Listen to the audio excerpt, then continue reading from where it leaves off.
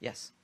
Sure. Yesterday, after the Ukraine vote, Ambassador Churkin of Russia held a stakeout at the same time as the briefing was here, and he said two things I want to ask you about. One has to do with, he said that he pointed at the statement of a, quote, high U.S. official that turns out to be President Obama that he made in Brussels. And what he said was that Kosovo only left Serbia after a referendum that was organized not outside the boundaries of international law, but in careful cooperation with the United Nations, unquote. So I wanted to ask you, is it the UN's position that a referendum was ever held in Kosovo, or was it a vote by the parliament? And what was the UN's involvement in the referendum in Kosovo, given this statement? Well, there's actually a fairly lengthy record of UN involvement, primarily through UNMIC, the UN Interim Administration Mission in Kosovo, and I'd refer you back over to that. There's been any number of resolutions, and it's impossible to characterize it in just a few sentences. But it's been a period of a process that's lasted since 1999, which is, as you know, continuing to this day. And maybe, if not from this podium, maybe later, can you give a yes or no answer? Has the UN ever conducted a referendum on the independence of Kosovo? It's pretty simple.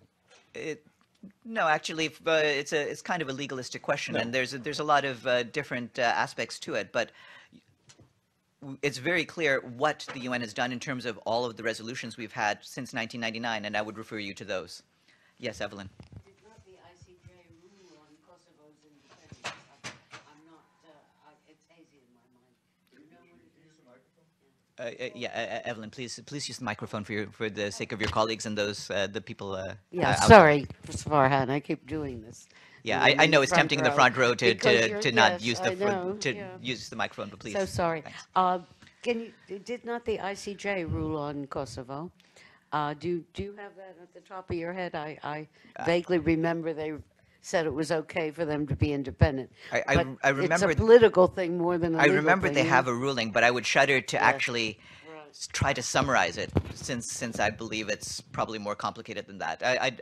I know that the full text of the judgment is available on the ICJ website, so I'd refer you to that. Yes. Yes.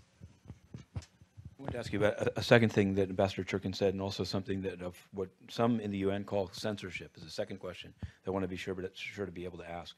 Churkin also said he spoke about the meeting that the Secretary General had with the leader of the Svoboda party, which he said had been adjudged, the party had, as both racist and anti-Semitic, and he called the meeting disturbing. I wanted to know whether I've asked you before about this meeting, whether the Secretary General knew in advance that the Svoboda leader would be at his meeting, and also whether he will address this in the council or at his stakeout afterwards, how this meeting, which a P5 member calls disturbing, came to take place.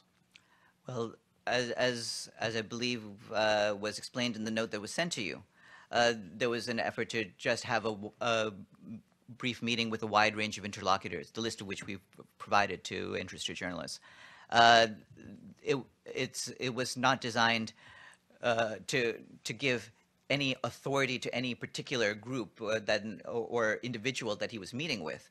It was a meeting, designed to introduce the Secretary General to a range of different people on the ground. Did he have the list of the attendees before the meeting took place? I don't have any details to give about the list. The list is what we've given, and that's the details we have on that. And I wanted to ask your you, second question was what?